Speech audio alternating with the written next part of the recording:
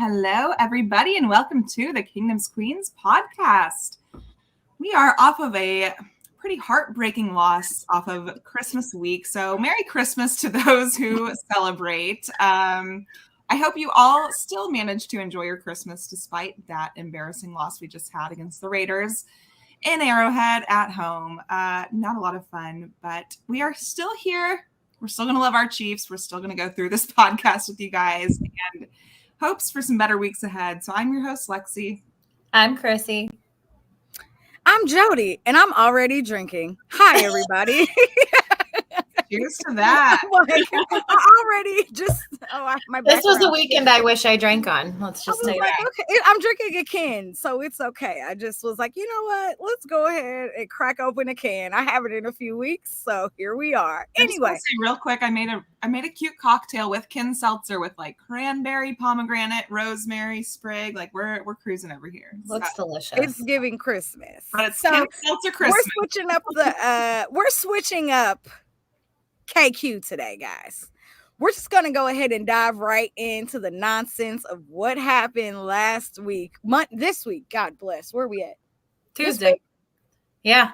Yesterday. Yesterday. Oh my God, that was only yesterday. It was only yesterday. That was yesterday? It was yesterday. Oh my God. That's just what the Chiefs did to our sanity. Just to say, I did wake up this morning incredibly depressed. I went and got a pedicure. I went to Bath and Body Works, did the semi-annual sale. I was like, you know what? I deserve self-care today. I went to work. It's okay though. Hashtag you got a fun vacation coming up. Right. Yeah. You got next week self-care vacation. Yeah. Yes.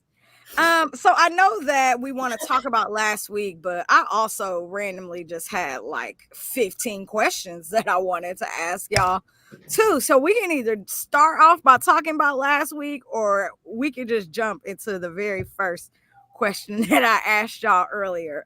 Because why not? Let's just do it. Start this show off with a bang. Let's do it. Do it. So, was the number one pick in this draft going after FAU? Was that a waste this season? Now, FAU, we have not seen a lot of him just because we are so deep at that position this year, right? And everybody who's been in it has been playing fantastic, and they have been lights out. So we haven't really seen a lot of production from FAU because we really haven't needed to. Right. And we know that he's the hometown kid. He went to K-State. He's from Lee Summit. And why would you not take him? Right. Because, yeah, maybe we didn't know what this defense was going to be before the season started. So beefing up the defense, I'm never going to be upset with that. But we also knew what our needs were going into this season. Right. We knew we needed a wide receiver. We knew we needed to add another tight end onto this roster. What do you guys think about how we went after the first round draft pick?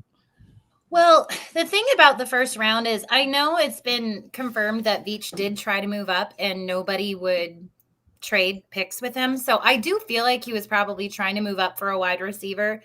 So honestly, like, were there probably better players to get at pick 32? Yeah, there probably. Well, there was only 31 this draft, right? 31. Yeah. So while I don't think he was probably the best player available, I understand why they felt the need to draft him. And then we got Rashee Rice in the second round. So it's not like we didn't get a wide receiver. Mm-hmm. But I do feel like, not draft related, but I do feel like we missed the market on veteran wide receivers in the offseason. But I don't think he was necessarily a wasted pick, but there was probably better choices out there. Yeah. But with maybe not having Chris Jones probably next season, maybe Felix will come in and he'll play a bigger role then. So, I don't know. It's kind of hard to tell just because he hasn't had a lot of snaps. We don't really know what he can do yet. I think the thing is, like with last season, we needed our first round picks to absolutely be difference makers with Trent McDuffie and George Karlaftis. Yeah. Right? So this season with FAU, it's like, yeah, we did need him. Yeah. But he's not having to play as big of a role as maybe we would like, I guess, which is kind of a good problem to have because we do have that depth at D-line, and I don't really worry about our D-line too much. But like you said, if there was I think there were some wide receivers and some tight ends that went later on. Yeah. Yeah. God forbid you look back at it, I would have taken Puka Nacua. In a heartbeat. But we didn't know that at the time. Like, no, Yeah. he had that big of value, you know? So, like, if we would have taken a guy like Puka Nacua, we would have been like, are you insane? But then if he had that same kind of production, it would be so good. So it's kind of hard to look back at some drafts and be like, how you evaluate them. I do think a lot of the analysts did say that we did take FAU too high. I think he's more of a second or third round kind of guy, and I agree. Totally fine. Or even fourth round, kind of. But I would have been okay with going after him in the second or the third round. Like, if we can go and get Laporta. Oh my God, can you imagine? Right. So, I think there's a lot of things to take away from this, right? If you look at how the Chiefs have 6 losses right now. This is the first time in the Patrick Mahomes era we've ever had 6 losses under him. So for 7 years, this is the first time we've ever kind of been in this situation, right? And when you look at the 6 losses that we have, 4 of them were solely based off of our receivers. 4 of our losses were based solely on wide receivers. So that's why I asked the question of, did we really miss it in the first round? Could we have went after a tight end? We knew last year's draft was heavy wide receiver, heavy tight end, and we did not do anything to adjust or add to. And yes, Veach is very cheap. Yes, we know that. But that doesn't mean that we couldn't have made that adjustment and literally just adding one more receiver or a tight end. I think we really missed the mark not getting a tight end last year. I do too, because that tight end class was so deep. But it was so good. Yeah. I want to add on a little bit to the Veach being cheap thing. He can be very cheap, but then he has moments where he spends, and I think a very like Juwan Taylor. That's what I was saying. Overspent. Yeah, it was and now we're stuck. And I think in the off season, none of us really saw a problem with it. It's like, okay, we're getting. Well, he was signed as our left tackle. That's why. Exactly. Yeah. Correct. Now we're seeing we didn't need him as left tackle, and it's a huge overspend at right tackle. So I don't know.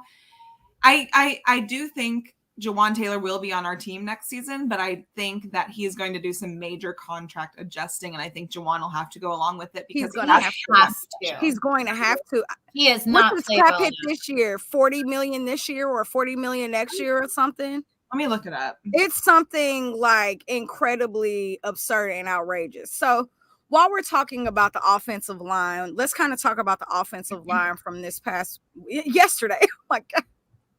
I can't believe I was just traumatized less than 24 hours. This is a short week and we can get over We're this. in denial. It's the first like this had to be like last week, right? No. So the offensive line was really bad this week. Last week, Patrick should take his presence back. Okay, real quick. Definitely. Real quick, I'm looking at the Juwan Taylor cap hit. This season, it was only 5 million, 5.8. Next season and 2025 season is 24.7. Yeah, that's both seasons. So 24.7 next season, 24.7 2025. So he's got to do some reworking there, like big time. I have words for that. Yeah. They're not nice ones. But anyway. So the offensive line was incredibly bad this week. Last week we talked about the left side of the line, right? We talked about how bad they were.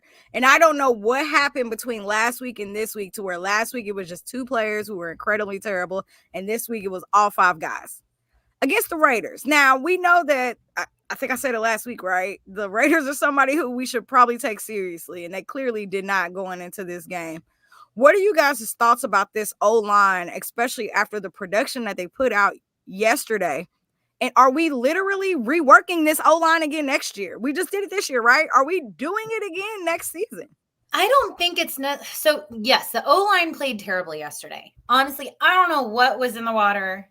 Our whole offense was terrible. Like nobody played well. No, but every single person. I think our O-line, I think they've been, for the most part, minus some stupid penalties from our tackles, right? They've actually still been pretty good.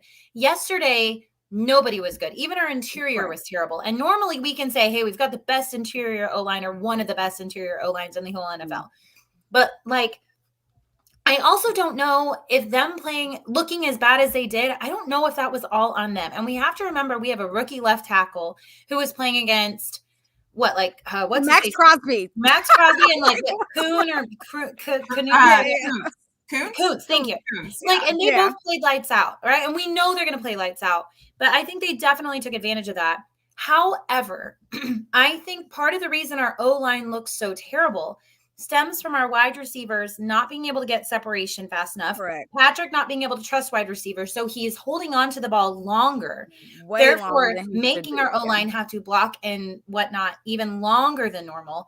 Yeah. So I honestly think our O-line looking that bad stems from everybody having such a bad game yesterday. Patrick is definitely holding onto the ball longer. He's not making good decisions. Our wide receivers can't get separation, and when they do, they aren't catching the ball. I'm going to say minus Rashi. They're not running their routes correctly. Keep going, because I'm going to add on to all of this. Yeah, like I think that all of that made our O-line look 10 times worse, and I think our O-line also had a bad game. Honestly, it looked like our guys would have rather been spending Christmas with their families than doing their job. They get paid millions of dollars to do. Like they just didn't look like they wanted to be there. Completely disheveled, completely out of sync, unprepared, undisciplined, like all of that. It just was so. I don't know how you finally get like some momentum in a game last week against the Patriots, right? Like you finally feel like, okay, this team is showing a little bit of positivity. Like maybe we can carry that into the next week. We always tend to play the Raiders really well and like come up with some fun plays. And we did do a fun trick play up at the beginning when we had a good thing going and we were only down 3 points. And, we had the Pacheco where direct snap to Pacheco where he faked it to Mahomes and he ran into a weird place to do that too. No. I'm talking about not that one. Touchdown.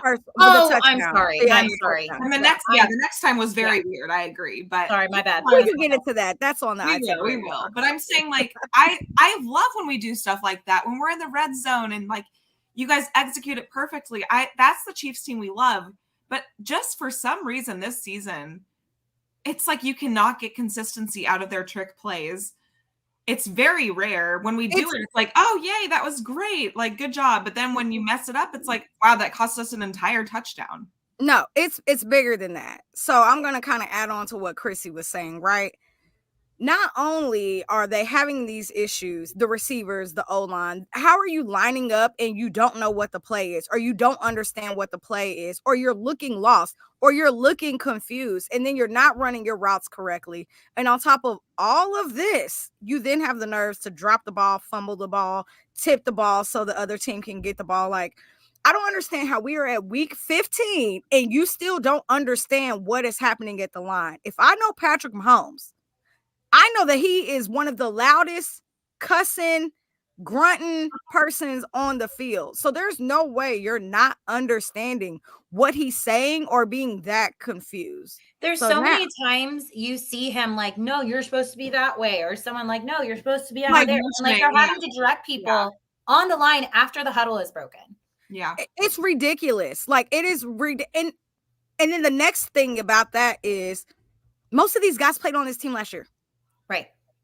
So why are you the playbook has not changed that much from literally last season? You want to ask your next question, Jodi? Because I know what you want to ask. That's a great segue into it.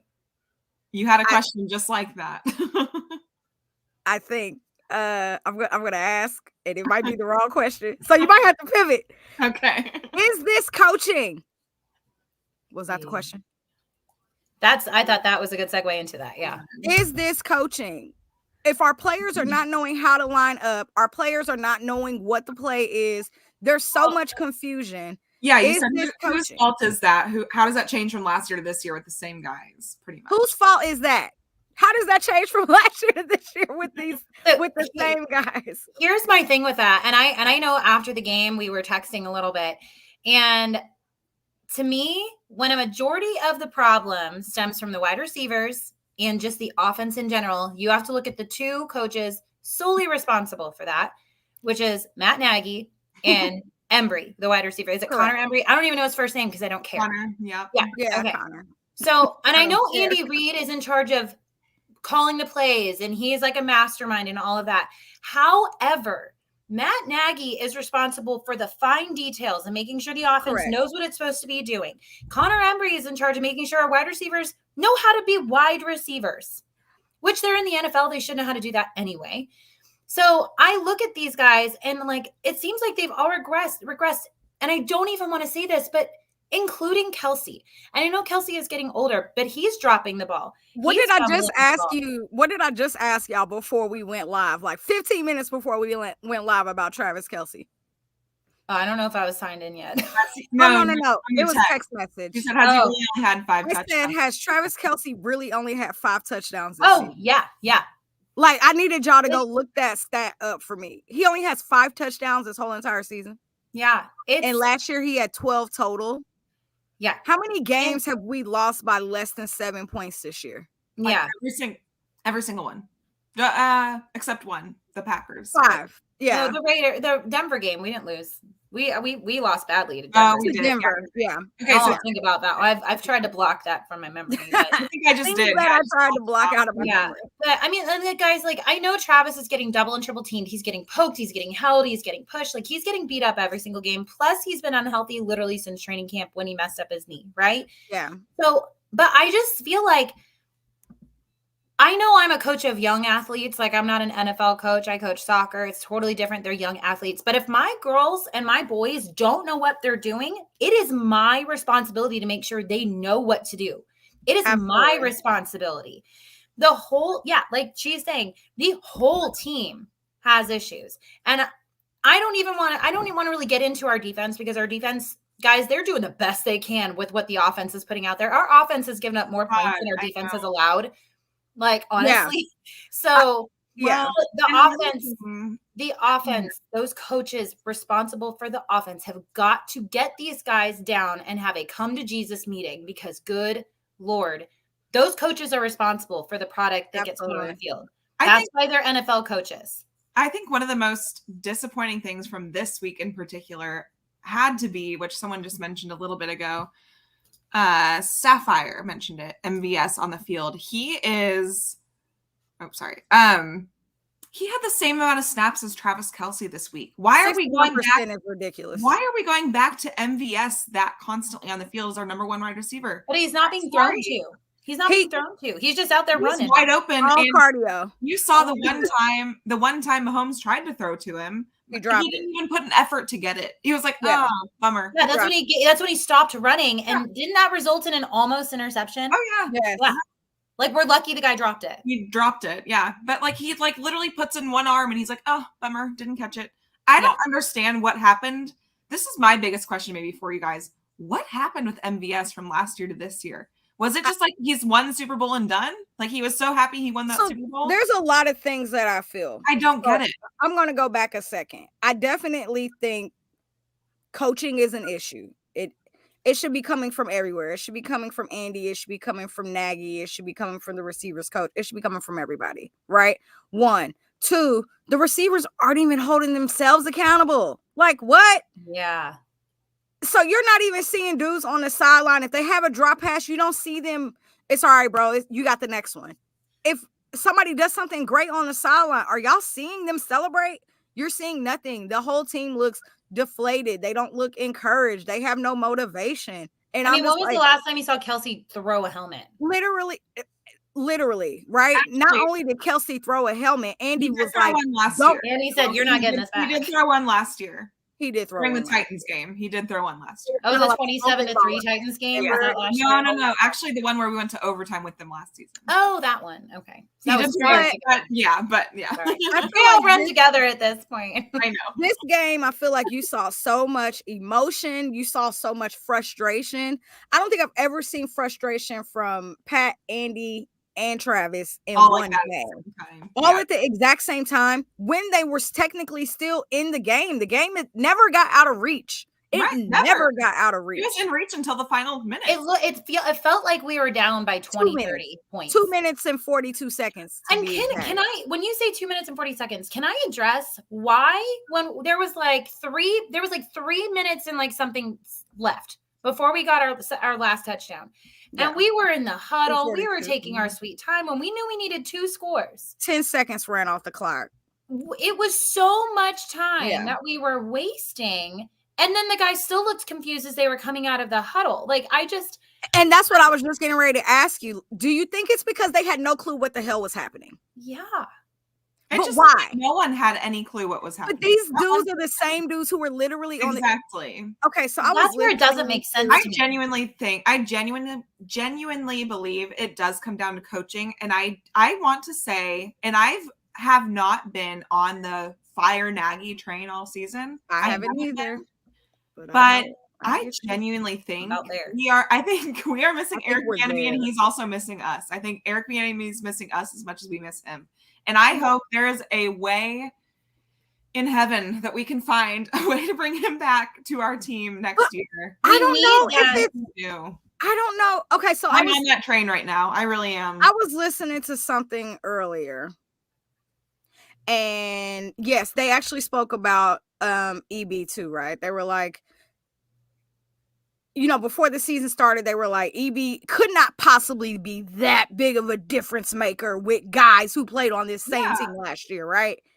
But then you're looking at it and it's like, this is sick. Like, there's no way EB was that big of a difference maker, because if he was, all that shows me is Matt Nagy didn't do a damn thing last year either. If you got promoted from the quarterback coach to the offensive coordinator and EB had everybody in checking in line, what it feels like is EB was in the quarterback room, the receiver room, the tight end room, and he was making sure everything was going on. And Nagy clearly doesn't have the guts to do that, which I don't understand why he doesn't. Or maybe he does and nobody takes him seriously. But that's unfortunate because most of these guys were on the team. There's no way that Patrick Mahomes trusts Rashee Rice, a rookie who wasn't even on this team last year, who didn't even play like at a Big Ten half the season. He played at SMU. Shout out to Dallas, Texas. And he trusts him more than he trusts any other receiver on this team who was here last year. What in the world? Yeah, to me, like, I look at, so I don't know why. I feel like the energy that you saw EB, and sometimes, he pissed players off. And you saw that come, like, when he went to Washington, and they're like, he's really hard on us. Like, I don't know. Yeah. Like, and it's like, okay.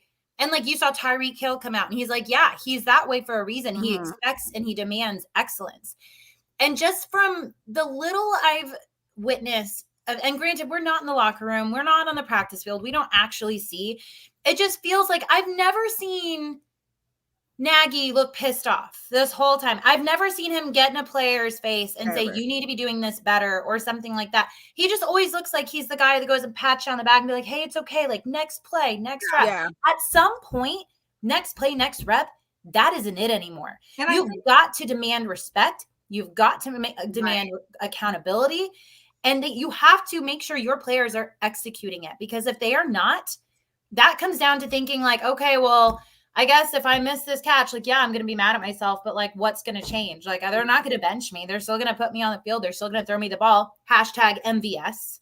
Yeah. Hashtag Kadarius Toney. But it's like, I don't understand where that mindset went with some of them. Like, I don't know. Last season, in the AFC Championship game, MVS is like, I'm not going home without it. They're too comfortable. That's what it is. They're too comfortable. They think like they have it in the bag, and they don't. But you would think at week 16, when things are going that bad, they would be like, we don't have this in the bag anymore. I think EB kept them on their toes, though. I think he kept them on their toes. Like, they knew, like, I can't screw this up. Because you're not going to play.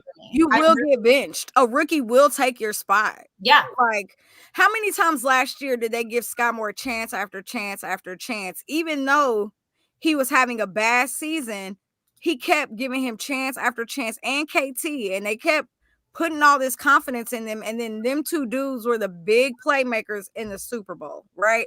Yeah. You don't see that anywhere on this team this year. Like, you don't see it anywhere. And I don't know, like, I think it's frustrating to see Patrick Mahomes being pissed off on the sidelines when that should be a coach. At this point, I agree. He's the only one. And he's the only one. I mean, granted, Andy taking the helmet back and like bumping into Travis and whatnot, like that's the most I've seen. Yeah. But like you said, like Nagy, I don't see him getting in a player's face. Like, I don't see, like, when a wide receiver drops the ball, we're seeing Patrick having to do a coach's job. And when they already didn't give him the tools he needed this season, and then he is now having to be the coach and get pissed off about mistakes that are causing problems for this entire team, that's a problem. Like when I saw Patrick get pissed off against the refs, I was like, oh, look, there's some passion at least. Like that's good. Yeah. But now it's happening every single game. He was mad and he was pissed off about Tony's tip for the interception. Yeah. And then he's chewing out his O-line. And I'm like, I'm glad that somebody is trying to hold him accountable, but it can't just be Patrick. And I'm sorry, but who is holding Patrick accountable? Yeah. Well, and Jenna just commented this about calling him a crybaby. I actually want to comment on that and say, I completely agree. And I do agree. I don't agree that he's a crybaby. I agree that I love the passion from him. Correct. Yeah. But it should be, like you guys have said, it should be coming from the coach. And they're not going to call the coach a crybaby for putting in the passion like that. Like we saw, I think it was last week with Chris Jones and Joe Cullen on the sideline, or 2 weeks ago, where they were screaming at each other. I love they should. That's the passion with it. And we need to see that with Nagy and Mahomes. And Travis and all of them, honestly. Yeah, and how many times did we see Patrick arguing with Bieniemy? Like it would be like, you would see that on the sideline all the time, and they would be, you know, I love that because you knew, somebody was holding him in check. Yeah, he was challenging him. And Patrick needs to be challenged. And we can't have Patrick being the one. We can't have Patrick being the one that's challenging everyone else. Like, he's the quarterback, not the coach. And so I think that's where my frustration comes in with Travis Kelce. Is Kafka missing a little bit too? Our quarterback. I mean, probably. Our quarterback coach a little bit. I mean, but I think that's where my frustration comes in with Travis, right? I don't care that you're having a down season and you only have 5 touchdowns, only less than 1,000 yards, right? Only 5, right? But Travis, even though you're having a bad season, you are a veteran, and everybody has said this over and over and over, week after week after week after week, and I have been trying to avoid this conversation forever because I refuse to think this way. But Travis is one. I don't want to say he's 1 foot in, 1 foot out, but it feels like after so many losses, because Travis has not lost in a really long time either. This is new for him too, right? He's been here for so long, and he's dealt with nothing but winning seasons for the last 7 years.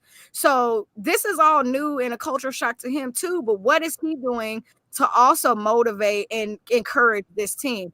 They know there's not a damn leader in the receiving room. Y'all don't see a leader. Y'all have not seen a leader all season long. So why is Travis not stepping up and also putting some of that accountability in there? Yes, he put his arm around KT last week and was like, don't worry about it. It's all good. But how are you coaching these dudes up? You're the best tight end in the NFL.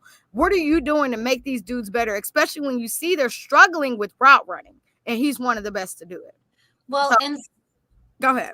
Oh, I was going to say something about that is our offense is making it incredibly easy to game plan against them because since our wide receivers are not running correct routes and since they can't catch the ball, we are not taking shots downfield, which means, and you saw it, you keep seeing it, the corners and the safeties and the linebackers and whomever are out there and they are cutting our routes and they are intercepting the ball or causing issues. They're jumping our routes because they only have to guard the middle of the field now. Yeah, and Patrick is pretty much staring down these receivers at the same time. It's like the opposite problem that we used to have. We were always trying to throw downfield. So they were like, okay, 2 high safeties, right? Well, now they're guarding the middle of the field because we can't make a play down the field, except for the one Richie James one. And that was only, I think, 18 yards maybe. Or maybe it was Justin Watson. I don't know who it was. I can't remember. But the thing is, when they're guarding the middle of the field, because they don't have to guard back, it makes it incredibly hard to do anything on offense because they are literally taking our whole offense away because we can't throw the ball down the field. Right. So Patrick threw the ball 44 times yesterday, and 18 of those times was either at or behind the line of scrimmage. That is more than 40%. That made me so angry. That is awful. That was really for me to tweet during a game, you guys. Like, I don't tend to tweet during a game, but man, the last time they threw that ball to Pacheco 5 to 6 yards behind the line of scrimmage, I was like, you have got to be kidding me. Please stop. It's obviously not working. Please turn the TV off. Please. Like, I couldn't even flip to another game. I want to add really quick to that conversation of like learning from vets. Like, I want to say, like, I think Travis has been good to the tight end room, but we don't really have tight ends. All 2 of them. All 2 of them. So I see Matt Bushman brought up. It was big for me to hear Rashee Rice say, I think it was a week or 2 ago, I heard him say he's learning from Richie James. He didn't really mention MVS. MVS is getting paid $11 million. Travis is being paid $15 million, right? MVS is our highest paid wide receiver, and he's not learning from him. He's learning from Richie James, the guy that came from the Giants last season. After clearly knows our offense better than MVS does. After MVS played in denial about 3 weeks ago, I fully checked out on him. Him having 61% of the snaps yesterday is ridiculous. Atrocious. Now I don't know if that is because now. Yeah, he did. I think because we're also Travis has been good too, but we're also not healthy right now, right? So we still have Mecole out. We got Jet out. We got, well, I guess just them two, Mecole and Jet. That's it. Jet and Jet. Sky. Are those the only two and out? Tony. Sky and Tony are out. KT, who I don't want to see, and Sky Moore's on the IR. Cool, right? So out of the 7 receivers, we're missing 3. And out of the 3 running backs, we're missing, well, technically 1.5 after yesterday now, right? So I personally, and I think we kind of talked about this on the pod too, we all spoke about how, you know what, let's not rush Pacheco back. Let's let him get healthy. If we got to save him to the playoffs, that's totally fine. CEH is having a great back half of the year, right? I asked for CEH in the first quarter, and I haven't done that probably ever in my life. We bring Pacheco in. He was cooking. He's playing fantastic. He's running with a ferocity that we haven't seen before. And because he's trying to get paid next year, and I am fine. Throw him the ball. Throw him the ball. So he's great. Two things about Isaiah Pacheco. One, how many times has his helmet came off this season? He needs to tighten that thing up. What is going on with that? It's driving me nuts. Again. Discipline. Because EB's not having that. Tighten your helmet. No. EB's not having that. Because now what happens is he could have got a concussion earlier in the year and been out for 2 or 3 games, and then he just got a concussion now when it matters the most. We are going into the playoffs, and it's a short week, and he got kneed in the head. He won't be forcibly. He could miss 2 weeks with this. He could not be back until literally playoffs. He literally takes off his helmet, or he loses his helmet and holds his head laying on the ground, and I'm just like, he got kneed so hard. Like, seriously, that could be a 2 week. Also, like, why is the medical staff not? Why is the medical staff? Why is the equipment staff? Why is this not being addressed before now? Like, that is an issue. That's what I mean. No, I don't care how much hair Isaiah Pacheco from anyone. I don't care how much hair he has on his head. The NFL has over 1,000 helmets that these players have custom fitted to their dome, their head. Yeah. There is no reason that this man's helmet continues to come off when he knows that he is one of the best players on this team. You're one of our top 3 players on offense. Why would you be putting yourself at a risk every single week to where you can go out and get a concussion, leaving us literally with 1 running back in CEH? Because now, say McKinnon's on IR because McKinnon is on IR now. Yeah, with his groin. Yeah, and he was our O-line safety net, you know. And he always gave Chip help. Yes, exactly, right. And so now you see the difference with McKinnon not being on this team. That O-line was horrible. I said yesterday, I tweeted out, I said, God, I hope y'all took the over on Mahomes yards. And at this point, there was a point in the game where I said, I hope he runs for 100 yards every game at this point, because literally nobody else is doing a single thing. Did you hear the number of yards he ran around? They said he ran for over 1,000 yards with the amount of running he was doing. Scrambling. Yeah. That is why scrambling and all of that. Yeah. And that is why he looked exhausted. Yeah. In the fourth quarter. Yeah. Patrick looked burnt. He looked tired. And that's another reason why you see all this frustration, right? So, I mean, there were so many things that happened in yesterday's game that was... I don't think I've ever seen this Chiefs team look this bad in the Mahomes era. Now, before that, yes, right. But after, like now, but not this now. is probably his worst game in his NFL career. Absolutely. In his NFL career. So I do want to talk about the defense really quickly, because I do think we kind of summed up how a hot mess. How disappointed we are with this. God bless. We talked about the offense for 35 minutes. I told y'all that's what was going to happen today. Let's talk about the defense, right? So I was listening to 610 earlier, and they were rattling off. Yeah, I was listening to Carrington. Shout out to Carrington.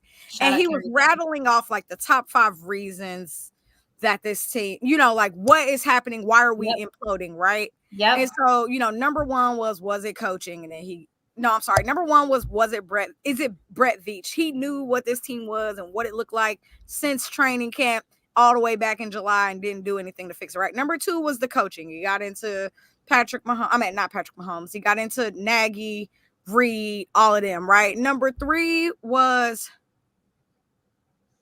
oh shoot, what did he say? The O-line, right?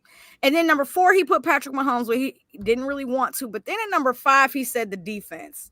And so I had not, I guess, necessarily thought this deeply about the defense because they have been the positive light about this team the whole entire season. So it's kind of hard for me to rag on the defense. But when he said his point, I was like, God dang it.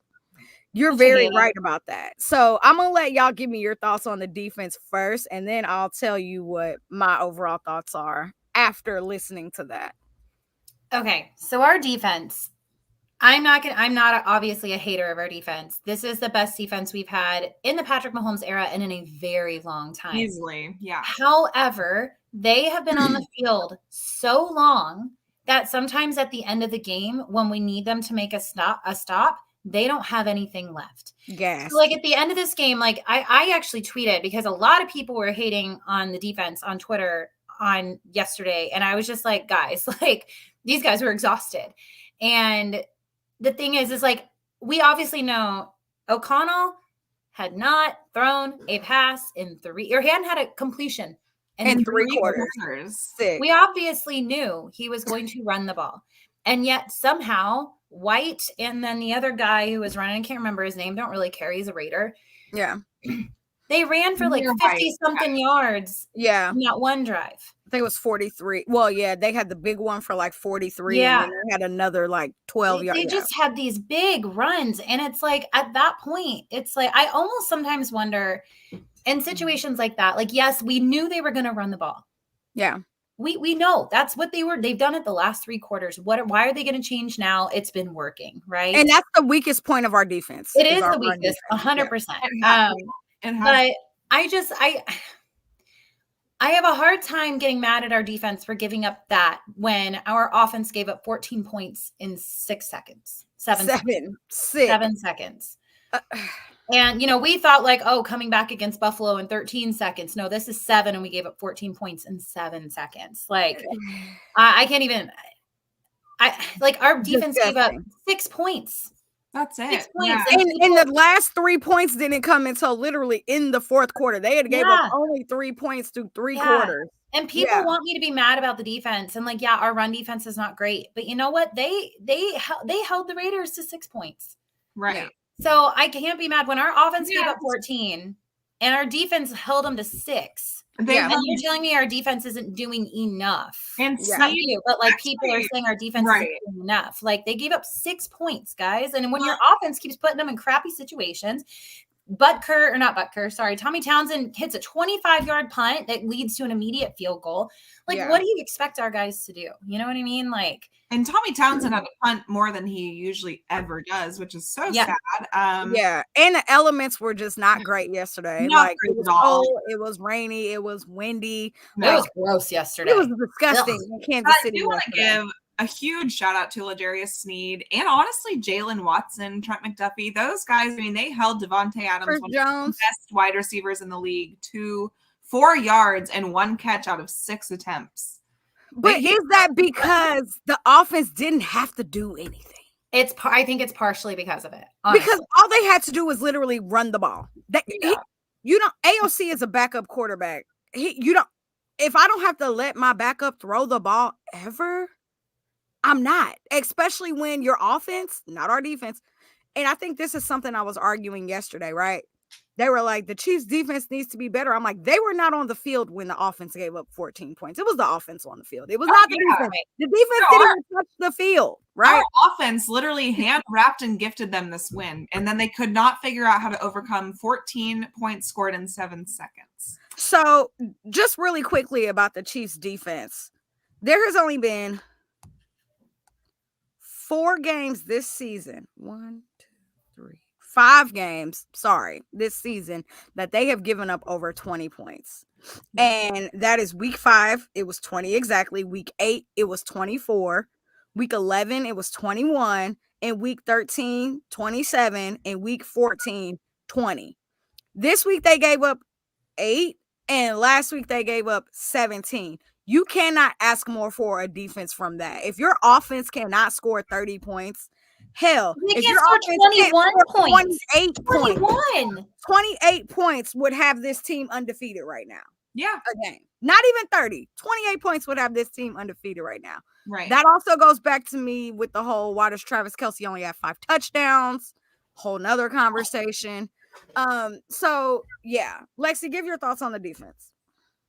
Yeah, I mean, overall, I think they played a fantastic game. They were unstoppable. They did exactly what they needed to do. And ultimately, in the end, like you said, they needed to keep. It's so frustrating, too, because the defense played pretty much a lights-out game.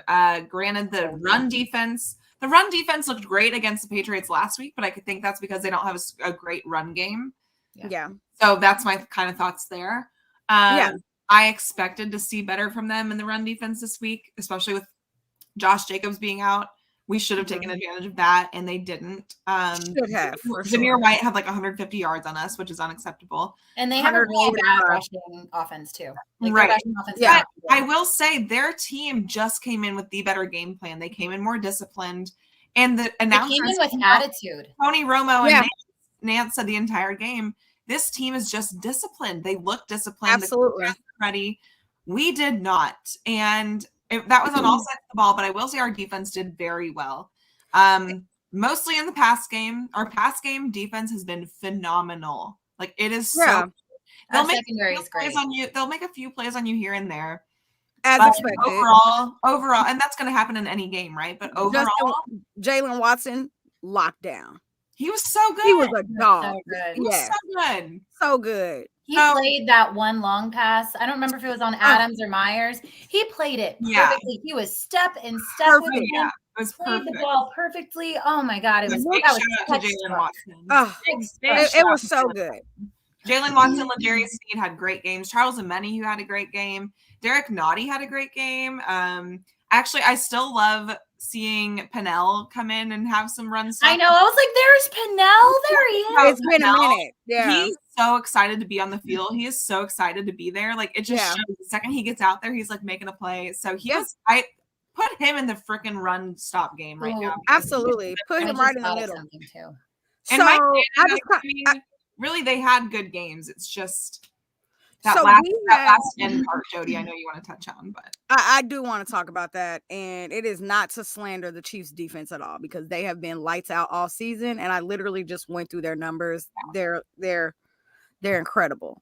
But I do want to say, right, offense finally gained momentum. Finally, at the end of the game. 3 minutes, 23 seconds, go down, score, touchdown. We give the ball back, right? In the end of the game, the defense have been lights out the whole game. In that second quarter, they literally held the Raiders to 1, 2, 3 punts and a field goal, okay? The one time we need you to just keep doing what you've been doing all game. All game. You've been doing it all game. They couldn't get off the field. And the offense finally had momentum. Now, the offense was terrible, right? We punted the ball in the first half 1, 2, 3 times, and then they had a fumble touchdown, a fumble interception, and a missed field goal. Like, your offense did not help you at all in this game. But the one time we needed the defense to get off the field like they had been doing for pretty much 40 minutes, they couldn't. And they literally held them all the way. They had those 2 big runs on us like you just spoke about. And then they didn't even have to kick a field goal to win the game. They could just take a knee and get out of there. I will say that is probably the one thing. And I get it. They are exhausted, just like Pat was. Pat was exhausted from running for 1,000 yards. But if we would have been able to get off the field and get the ball back, we have momentum. We might have been able to go down the field and score, even if that's Patrick running for 50 or 60 yards. So that's my devil's advocate when it comes to the defense. it's hard to talk about them because they've been good for so long, but dang it.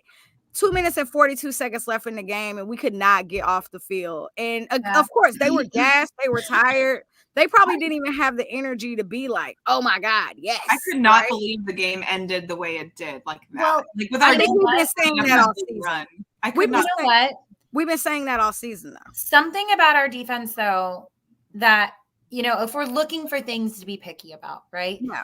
We've talked about how our run defense is not great, right? We're not doing well against the run. That is the number one killer of keeping Patrick Mahomes off the field, right? Milking the clock down, rushing the ball. And if our defense can't stop the run, Patrick stays off the field for longer. Correct. And he doesn't get as many chances to come back and win the game and do what he needs to do. Yeah. So I would love to see our run defense improved so that we can get Pat back on the field. Should we? Because in the past, when our defense just wasn't good and people were, throwing the ball down the field because they could, at least Patrick got on the field faster and we had more chances to overcome our mistakes. But now that people have realized, hey, we can run on this defense, like that's something that they're not so great at stopping. We can run on them. Yeah. It's keeping Patrick off the field and they are milking the clock and winning the time of possession. And with our offense right now, that's a big problem. And Spags is taking too long to make that adjustment. Yeah. He makes really good adjustments in the game. But when you know that it's the end of the game, they're going to run the ball. They're up 6. They were only up 6 at that point. Why are we not doing a heavy blitz? Why are we not packing the box and stopping this run defense? Because we know that's exactly what they're going to do. The coach right now, I can't even think of his name. Antonio Carter. I don't know. Whatever. He was the linebackers coach for the Raiders. Yeah. So, of course, he knows exactly what to do to make sure they win this game. So, especially after the way we beat them last time in Oakland. God bless. In Las Vegas. So let's go ahead and talk about Antonio Pierce. There you go. I'm like something. I was like, are you talking about a different coach? Because I just couldn't think of his name because they're irrelevant. We're tired, you guys. We're tired too. Antonio Pierce. So let's kind of get into this Bengals game. So it's not like we got an easy game this week. No, we sure don't. We've literally been playing backup quarterbacks and we're not winning games, right? So going against another backup quarterback this week, but Jake Browning has been balling. Now, we're not 100% sure if Jamar Chase is playing. He does have that shoulder separation, which is very serious. Yeah, that's not good. I feel like he may come back and he may be limited, but it sounds like the injury is not going well for him. And if it's me, I'm saving my best wide receiver until I get my quarterback back next season. But I'm sure they're going to play Jamar Chase this week. So what are your thoughts about us going into this game this week? For some reason, the spread is we're favorited by 7.5, and I don't know why, especially based off of yesterday's game. Yeah. It's kind of ridiculous. I'm not going to get into it yet. But what are your thoughts about the Bengals coming back to Kansas City? Here's my thing about this game, right? So the Bengals, I don't know if you guys watched the Bengals play last week. They played not well. Not good. They did not look good at all. It was a terrible, terrible performance, right? We also had a terrible, terrible performance. So you have two teams who really don't like each other, who both just played terribly and are both the Bengals are still trying to get into the playoffs, and we are trying to clinch a playoff spot this fall. Not lose the 3. Not lose the 3, please. Right. So that's what, like, both teams have something on the line. Both teams played terribly this past weekend. Here's my thing about Jamar Chase. I know that he really wants to play. Yeah. But if you look at the statistics this year, how many number one wide receivers have been Chiefs killers? None. Like, how many of them? None. Right? Yeah. So do they really, like, I feel like if you throw Chase in there, you may be doing more harm than good, because if Snead is on him or McDuffie or whomever, Mike Edwards, whoever is following him around everywhere, playing man-to-man, whatever we're doing, we've been holding number one wide receivers down. So I don't think it would make sense for Jamar Chase to play, because he's probably not going to be as big of an impact as he would have been in like years past, because our secondary is so dang good. Especially with T. Higgins, who has been having a great back half since he's been out. Like, run with that guy. He's been having a good last two games with Chase being out. Go ahead, or Lexi, run the football. That's how people are beating the Chiefs. Is they're running the football, they're milking the clock, and they're causing turnovers, or hoping the Chiefs are stupid and turn the ball over. That's how we're losing, is turnovers. They do have that new running back to go alongside Mixon this year. That's actually doing really well. I'm blanking on his name right now. Forgive me. But they do have that new running back that's doing really well for them. So I do foresee them running the ball a lot on us. However, it's the same thing as last week. Like we said with the Raiders, they hate us. They want to end our season. They want to see us do bad. Zach Taylor and Lou Anarumo, their defensive coordinator, who plays us really well all the time. Absolutely. They are not going to take this game lightly. They're still trying to fight for the playoffs. So it's so frustrating. But once again, it's going to be a fight till the end. Absolutely. I just hope the Chiefs find a way to pull this off, because if not, 9-8. 9-7. Do we find a way to make the playoffs? I don't know. We have to win the next two games, and I mean, we can maybe talk a little playoff. No, we have to win this next game to clinch playoff spot. We win the AFC West if we beat the Bengals. Right, but if we lose this game, and then we only win next game, and the Raiders win out, there's a possibility they can jump in the 1 seed. Yeah. So the Raiders, not the 1 seed, but AFC West. We're 2 games ahead right now. We are lucky that they are 7-8 right now, and we're 9-6, because we can afford maybe one loss, but not really though. Not really, because we're split with the Raiders now. We didn't sweep them, so we cannot lose. Chase Brown, that's who it is. Brown and Browning we have coming in. So whoever. Last week he only had 16 yards, so. There. Yeah, they looked terrible last week. They looked like us. They were turning the ball over constantly.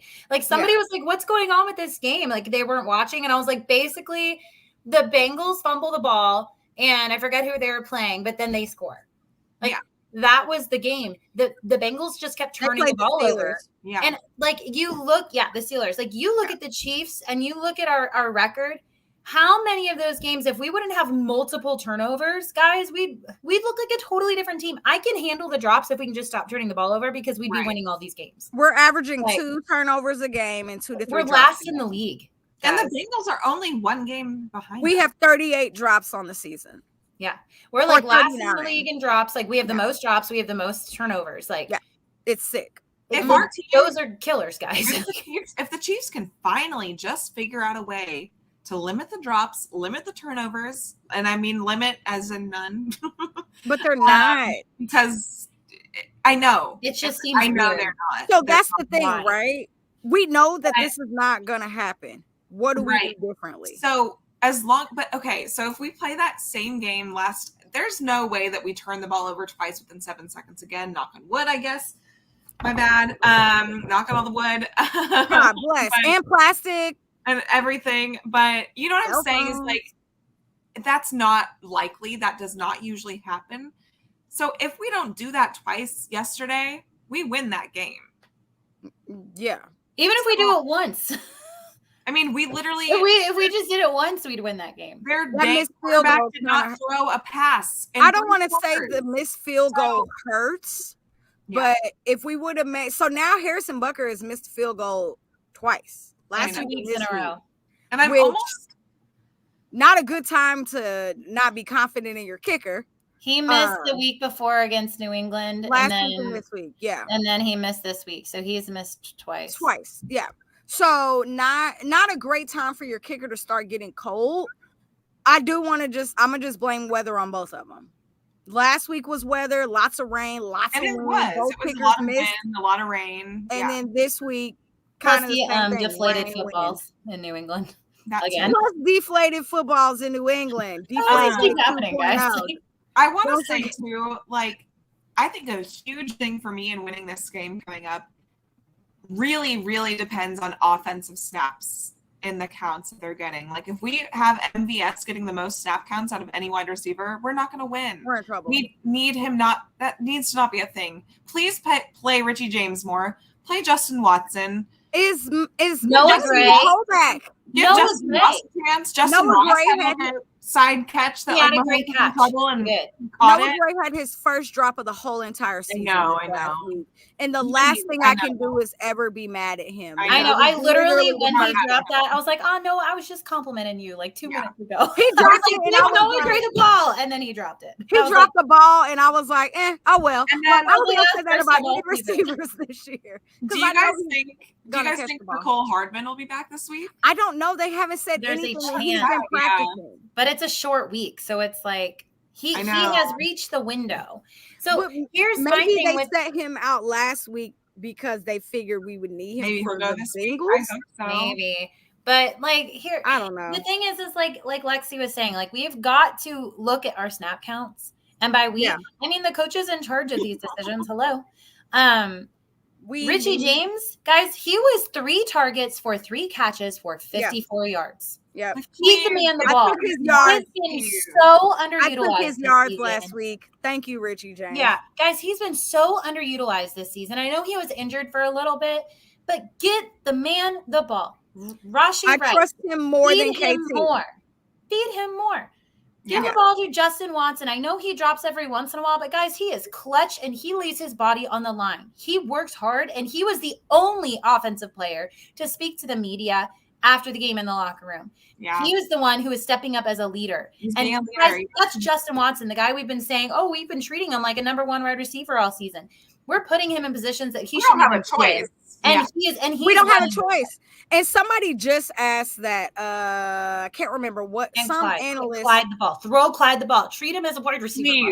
Please. because we see that he's being better used as a receiver than a run. Well, and I don't even want to say better than, because And right actually now been they're great as splitting running his back, snaps 50-50, and he's been Right. great at both. But an Yeah. analyst said this yesterday, and I can't remember who, so sorry, but they said, at this point, Pat just needs to throw the ball and just forget say, it. screw Just it. throw the ball, Throw right? it.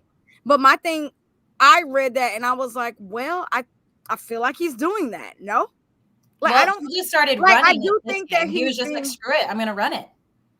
Patrick needs to. For that one time, he should have. Here's ran my it. Pat criticism. Here is my Patrick criticism. Ooh, let's hear it. You know that your O-line is not good. You cannot hold on to the ball for 4 or 5 seconds. You have to get the ball out in less than 3 seconds. We need quick passes. So I literally said, I don't care what route these receivers are running. Just run for your life and don't stop and look for Patrick. At this point, do that. Run towards the end zone. He will get the ball to you. Just line up on sides, because thank you, MVS, for not lining up on the correct side after we just had this whole debacle. I would say that was a bad call. That was a bad call, though. It was a bad call. Even a Raiders fan that I was chatting with said it was a bad call. Like, Still, I know. we don't. I know somebody was. calls. I will say after that call, they did make sure to line up. Like you could see they Correctly. were like, well behind. Yeah. They were way behind, which was a little. I didn't like that. I know, but that's like we're being targeted. The Chiefs are genuinely being targeted so much by the referees this season. I know everything. no one wants to hear Chiefs fans complain about the refs. I get it completely. Believe me, I get it. Well, it's a false narrative that we get. But- So But I agree. You know how we feel about everything. But Yeah. we are being targeted. Jawan Taylor has been targeted this entire season for his tiny little things that we see every right and left. every single offensive lineman It's does. annoying. And then as now, heck. ever since Kadarius Toney a few weeks ago gets that call against him, There's about been offensive so offside, many offensive. unbelievable amount of that being called. We're like, even in other games, it's not even the right call, but they're calling it because It's like, do you guys OPI get a bonus yesterday. for calling it now? Like, hey, honestly, girl, you called this 4 times this game. You know what? Here's your good job. $200 bonus. Who did they call the OPI on yesterday? Travis? Travis for a pick when they I honestly. was like, he was does that dumb. literally every game. And He honestly, does that it wasn't every really game. like they were running. He was running his route. And that's the whole point of a pick. You have to be running your route naturally for the pick to Right. actually be legal. It's not like he stopped and picked the guy. He was running and they.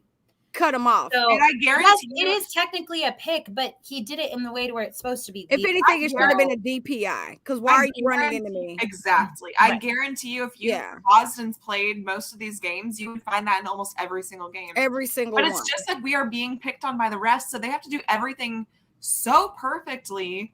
And I don't know what that is about this year. I don't know if it's Because they keep making bad, or what? I think it's because every single game in the NFL, or let me not say every game. I feel like once a week, it doesn't matter what game, whether it's our game or someone else's game, the refs always make a very, very bad game-changing call.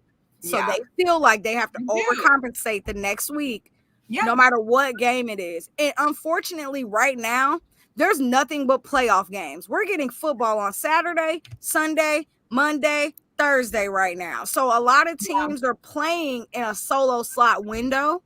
So they feel like they have to kind of overly compensate to make sure that they're not messing up, which is my tangent on why refs need to be full-time and not part-time. Anyway, because the NFL can afford it.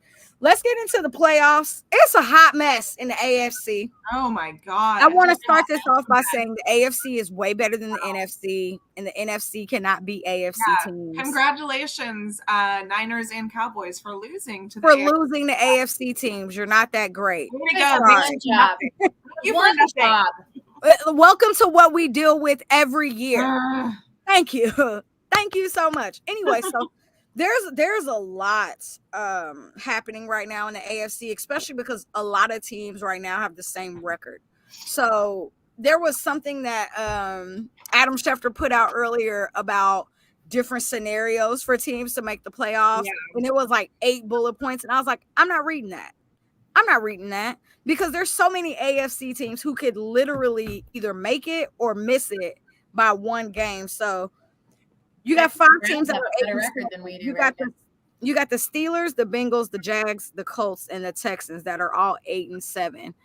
We don't know if CJ Stroud is back this week. He's still battling with concussion. 2 weeks now, and he might not be back this week. So if he's not back this week, that's a huge deal for the Texans, who have been playing pretty darn good. And they play the Titans this week, so. Titans, is that what you said? Yeah. Mm-hmm. Yeah, so you got Raiders at Broncos, which, come on, Broncos, need you to beat the Raiders. You got Jets at Browns. Who do we need to win that game? We need the Broncos to win that game. Do we? Because if the Raiders are above the Broncos. Yeah, okay, right. Yeah, if we lose, they're the 3rd seed. Yeah, okay. Yeah, right. So, and then you got the Jets at the Browns, which is really good. Not good, but a good game. But is it not hilarious now that the Browns have contentions for the number 1 seed? How disgusting is that? I want to punch someone is how disgusting it is. And I am not a violent person, so. No. Maybe choke on my own spit, Jodi. Talk about how like Joe Flacco is completely balling out. Came off the couch balling. Okay, so there are 3 teams right now. What year is it? What year is this? 2018? 2020? There are 3 teams right now who have. But thank you, Amari Cooper, for the fantasy points. Appreciate it. Amari Cooper, dog. Right. Oh, there are 3 teams right now. First of all, the Cowboys are done because Amari Cooper was that good when he was with them and they let him go. Not going to talk about that. Yeah, that was weird. But there are 3 teams right now who have contentions for the number 1 seed. Since the Chiefs lost again, they are now out of that conversation. And it's now the Ravens, the Dolphins, and the Browns, which is sick. Throwing things now. The Jets, are they going to beat the Browns this week? Probably not. I don't think so. Not at all. No. They're not going to win at all. No. However, the Jets' defense keeps them in games and keeps things interesting. They do have a great defense. But didn't they just say that? Who's their quarterback? What's his name? Who even knows? He's out this week. Zach Wilson? No, not him. Who's the other one? They got to be Zach Wilson. Do they have? They have a lot, but I think Zach Wilson is out this week. So regardless of what happens, they're playing with the backup against the Browns. So, and I think the game is in Cleveland. So very fun there. Have fun with that, Jets. Yeah. The Lions played the Cowboys this week. That could be a good game. That could be a good game. I hope the Lions win. And it's in Detroit, isn't it? Yeah. I think it's Cowboys do not play well on the road either. No, they don't. Even if it's in a dome. Don't care. Even if it's in a dome. Don't care. It's actually at Cowboys. I thought it was in Dallas. Detroit. Oh, well, they should win. They're undefeated at home. Oh, wait, no. Did they just Cowboys. Did they just Girl, if lose? you think I can read that. Yeah, you know I'm blind. I don't have my glasses on. You serious? No, I'm like, you know I'm blind and I can't see. Actually, but that should be a great test for the Lions if they have to go on the road at all during the playoffs. They I want literally to see beat the the Lions Chiefs do in well. Arrowhead. I really like the Lions, and I want to see them do well. I think the Lions can definitely go out and win this game. Have Cowboys now lost 2 in a row? Yep. Yes. Bills and then Dolphins, AFC. So like we said, NFC NFC teams cannot beat AFC teams. We are the pedestal, okay? Yeah. That's why everybody hates us. Correct. So then we got Dolphins and Ravens, which God bless. That's a game. That is going to be so good. That is a game. That should be and like I kind of want the Dolphins to win. I don't. We kind of Ravens, you know what? I don't know. I would rather the Ravens win because they're a better team. Although at this point, I don't want Dolphins having home playoff advantage. I don't want Tyreek getting that. I don't want Tua getting that. The Chiefs can beat them. I don't know if we can go into the bank and win. I know we can go to Miami and win. That's how I feel. I don't know. We're a better road team than we are a home team. Absolutely. We have 4 home losses this year. I would say that's why we actually need the Dolphins. I think I'm pushing for Miami to win. I think we have a better chance of beating the Dolphins than the Ravens. Okay, so the Dolphins. We got to beat the Bills potentially first again. The Dolphins right now maybe are 11 and so wait, who do the Bills play this week? Hang on. You didn't put that on here. Who do the Bills play this week? They play the Patriots, so they should win that. Well, I don't know. Patriots beat them last time. The Patriots seem to do something to the Bills that they don't do to anyone else. Bill Belichick is going out with a bang. He is trying to mess up their draft. I know. I need to get this thought out. So the Dolphins are 11-4. If they were to lose the next 2, which we kind of need, we could actually secure the 2nd seed. Yeah, but I don't think the Dolphins win the next 2, and that's only because we have the tiebreaker over the Dolphins. So that's what I'm saying. Like, we want the Ravens to win so we can get. Yeah, so if we get the Ravens to win, are the Chiefs going to win the next 2 games? We should. Hopefully. Absolutely, we should. We should have won yesterday. We should have. We should not have 6 losses. We should have won a lot of these 6 losses. Right there. We should not have 6 losses this season. Absolutely not. I'm just going with the theory that we are winning these next 2, right? So if we win the next 2, we get into existence, Lexi. I mean, I'm so stressed the next out. 2, Dolphins lose the next 2, Ravens do whatever. We can have the 2nd seed. Who do the Dolphins play last? They play the Ravens and then the Bills. Boom. Bills are hot right now. They play the Bills. Doesn't make me happy, but Tell me they play the Bills in wherever they live at. Buffalo. Let me look. Please say they're in Buffalo. In the frozen. Hang on. If they're up there and it's snowing, unfortunately, no. They play in Miami. Dang. Okay. Dang. You know, it's a great time for all those Bills fans to go enjoy some Florida sunshine. You know, so Dolphins at Ravens. I don't know why I'm rooting for that. I don't know. Dolphins at Ravens, Bills at Dolphins. Dolphins at Ravens. You think they're going to win in the bank?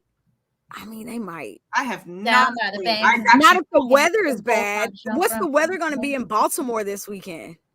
Well, let me just look that up, weather girl. What's the weather in Baltimore? Hey Siri, what's the weather in Baltimore this weekend? Both of my phones. I can ask Alexa. She's right there. Hey Alexa, are you plugged in? What's the weather in Baltimore this weekend? Oh, she's talking upstairs. I can't hear her. The wrong Alexa responded. Sorry, guys. I'm looking. There's one right there. Why didn't it listen? All I'm saying. Oh, it's actually fine weather. It's like high of 50. They need a blizzard. All I'm saying is no blizzard. I think the Chiefs have a better chance of beating Miami because we did than the Ravens. That's all I'm saying. Well, here's my thing about Baltimore, guys. Wait. Did you? Yes, I was getting down. Thank you, Greg. I was having fun with my elementary school bank song. The thing with the Baltimore, I don't know if you guys watched the game last night. Lamar Jackson. I just created a new name for him. Jamar Laxon. Right. He was running a lot. But he does it. That's what I know, but it was because he didn't have someone a lot of the game to throw to. It reminded me a little bit of us. Like I felt like not as much because they're winning and their receivers can catch. But yeah, exactly. But he was running from rushers a lot. Odell he is a running quarterback. We know that. Odell did drop a touchdown in the end zone. Huh? Who did? Odell dropped a touchdown in the end zone. Yeah. But I don't know, like the thing with Baltimore that scares me is that they are a good running team. And they play, can our defense keep up with them? They play fast. They play Chiefs football, right? They play fast, up-tempo football. And we haven't really seen, the Dolphins didn't do that against us. No, the thing with the Dolphins, you locked down Tyreek and Waddle. Why am I calling people weird names today? I'm sorry, guys. Waddle. Hey. I actually have a customer with that last name. I think that's why. That was throwing me off today. Probably. But you lock them down, like, what does Miami really, what do they have? They got a good, likely he's been going off. He's okay. They got a good. But like with our secondary, is Miami going to go off like they like to go off? But they have 5 picks against the Niners. Yeah, well, we had 5 picks against the best offense in the league. We play well against good defenses and we play poorly against bad defenses. I said on Friday in our Red Friday space, I said, I think the Niners are going to win this game. However, I would not be surprised if the Ravens did to them what the Chiefs did to them in 2022.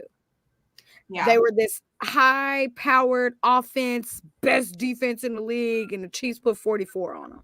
So I was like, I would not be surprised if the Ravens went in and kind of did something similar, and they absolutely did. And I was really just talking out of the side of my mouth, and I hate when I'm proved correctly, but that just proves that the AFC is better than the NFC.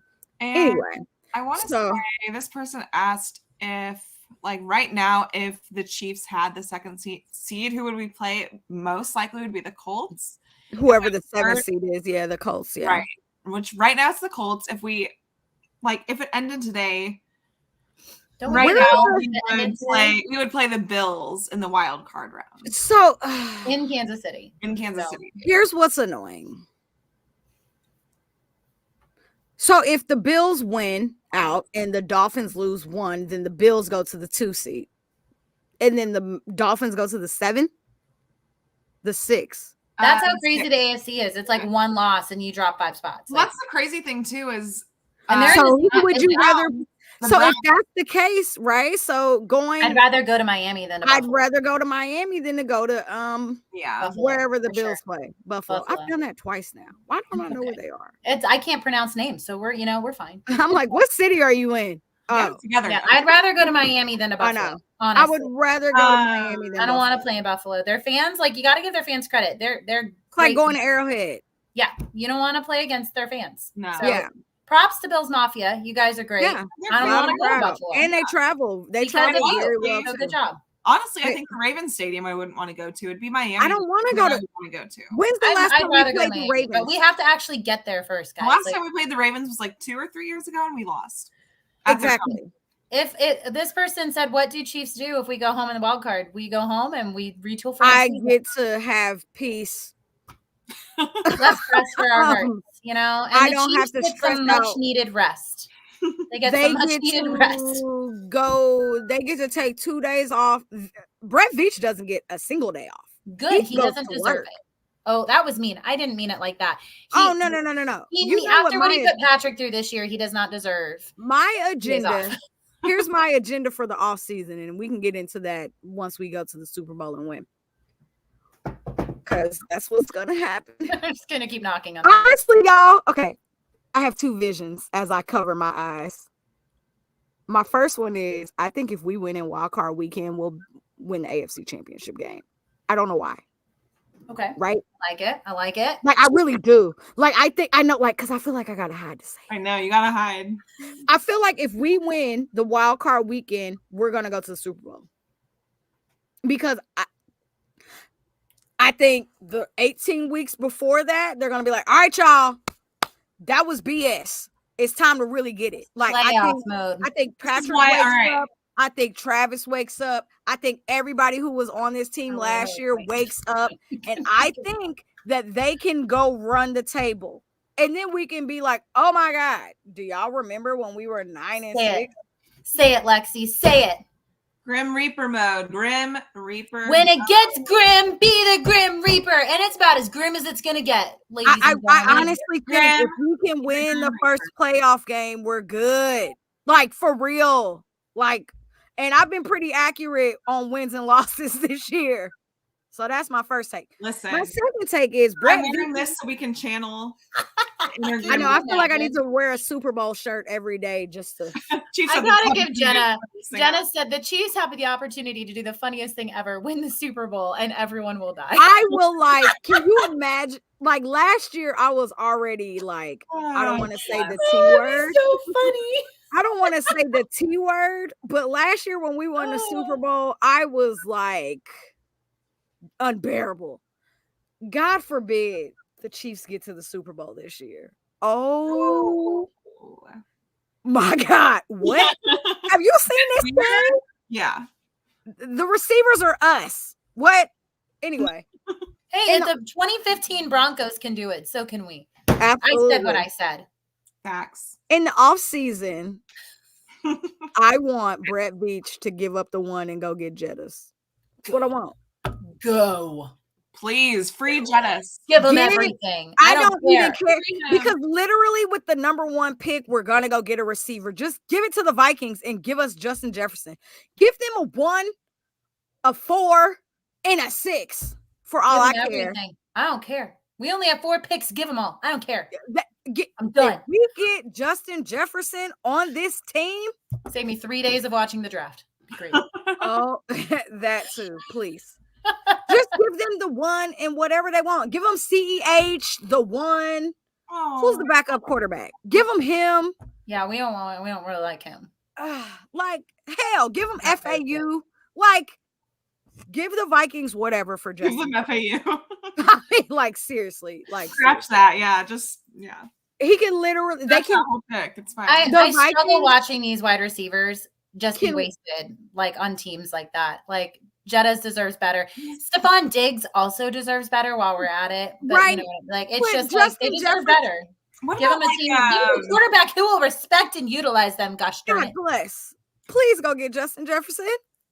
No, I'm like, there's so many I could. Oh man, here's the wide receivers. This is how I envision our wide receiver room next year. Right, we're gonna run with obviously Rashee Rice, Richie James. I think Justin Ross will still be trying to figure out a part here. We're going to go get a veteran somewhere, and then we're going to draft somebody. You think Justin Ross is going to be on this team? I said maybe. Oh, yeah. I think he could be like another outlier like this year.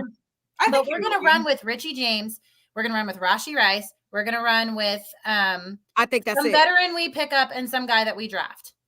And honestly, I'd be okay with Justin Watson coming back. A lot of people hate on him, but guys, without Justin Watson, this team has like half the wins. I'm totally fine. You should have said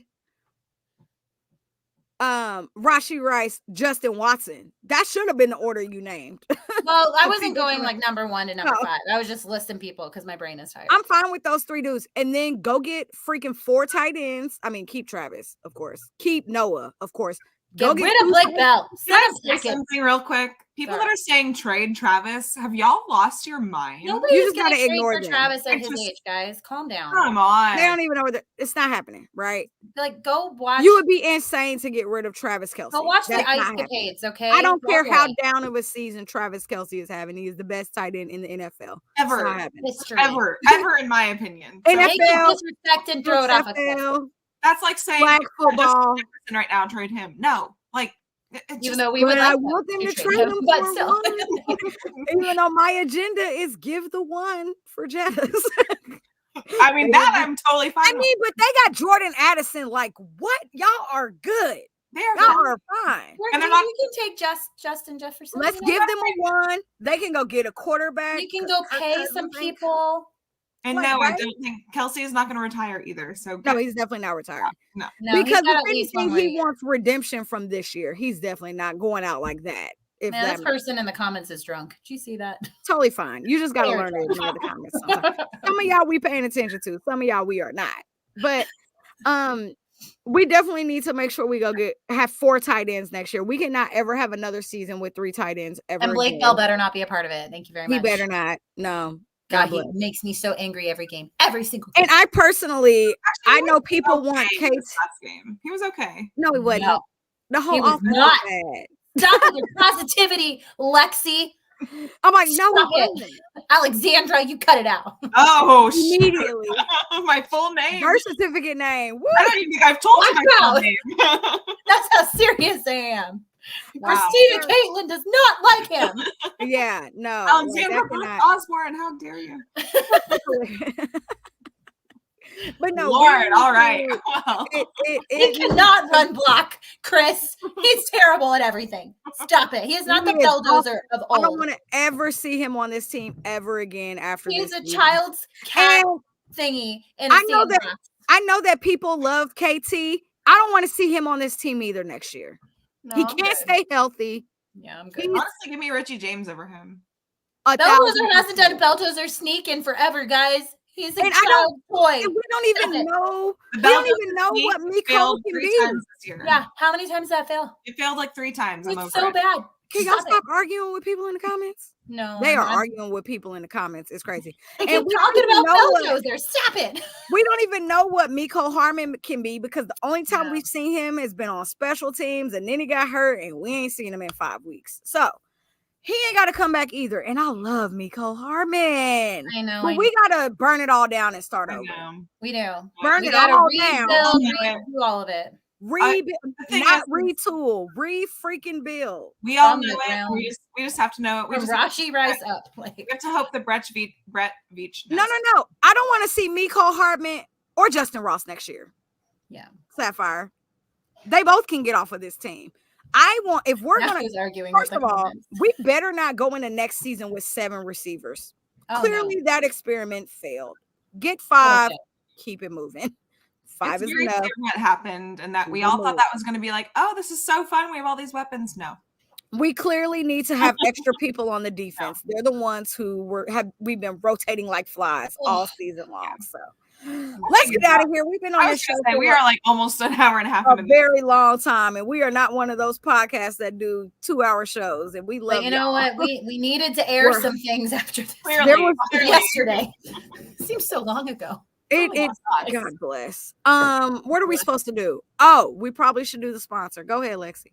Kin Seltzer. I just want to say I've been sipping on this drink this entire podcast, and I have to say, are you feeling this has to be one of the best drinks I have ever made with our Kin Seltzer. So, just a quick little plug here, Jodi. You show your can of Kin. My filter is not. Oh, wait, there it is. Oh, kind of.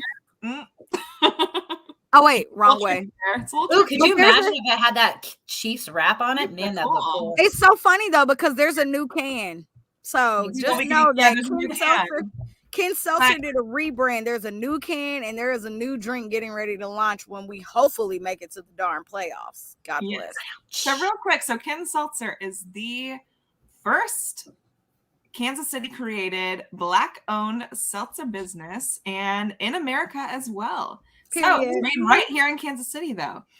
And I just made this delicious, Christmassy, fantastic holiday. New Year's Eve. Tell them what's in it. So I put a little bit of pomegranate juice, a little bit of cranberry juice, a lot of bit of Kin Seltzer, and a little bit of vodka I added to it, and then some pomegranate seeds and a sprig of rosemary. And when I tell you this tastes like Christmas in a cup, it is so good.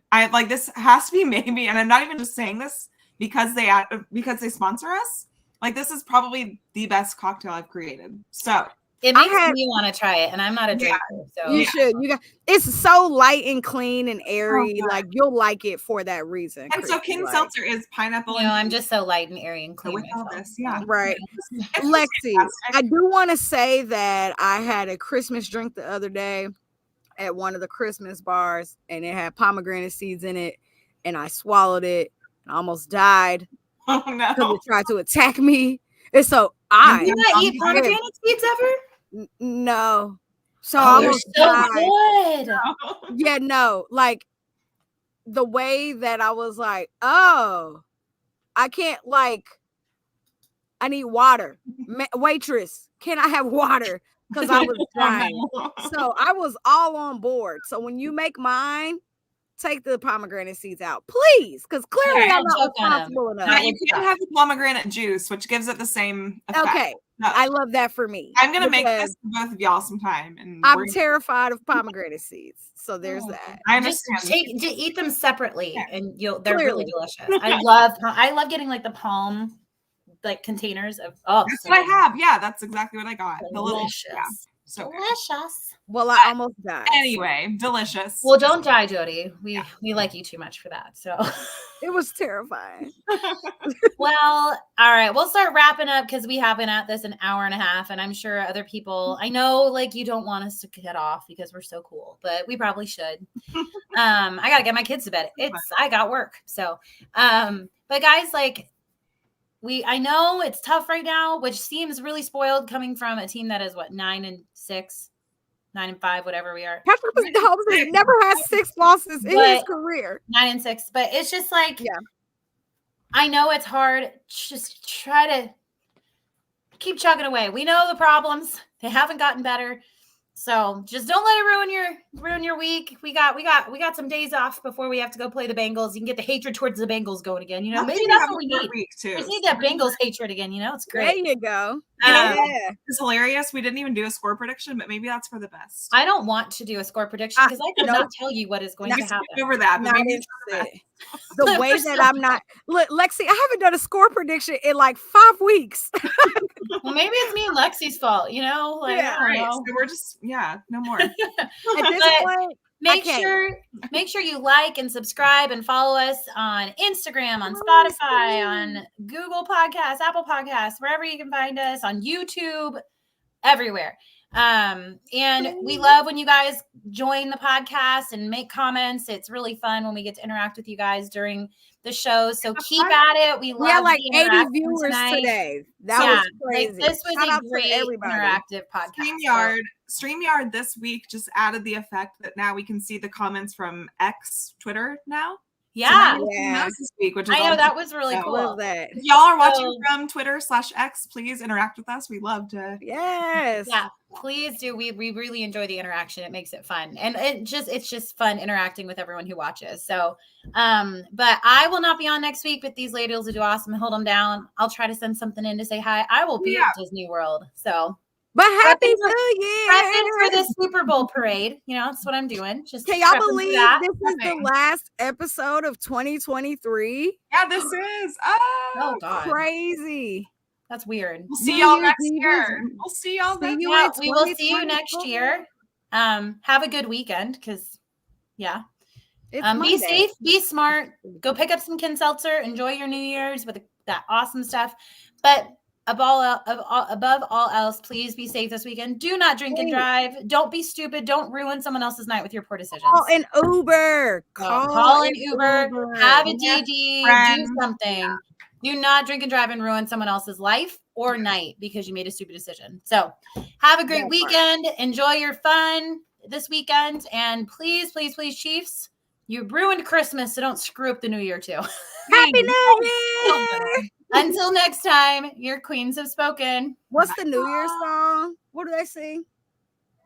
I don't know. I'm just thinking of the graduation song. So I'm thinking We Are the Champions. So if that tells you how we are the champions. I'm like, I don't know the New Year's song. And we'll keep on fighting. I'm both singing 2 different songs. Somebody end the stream. Bye, y'all.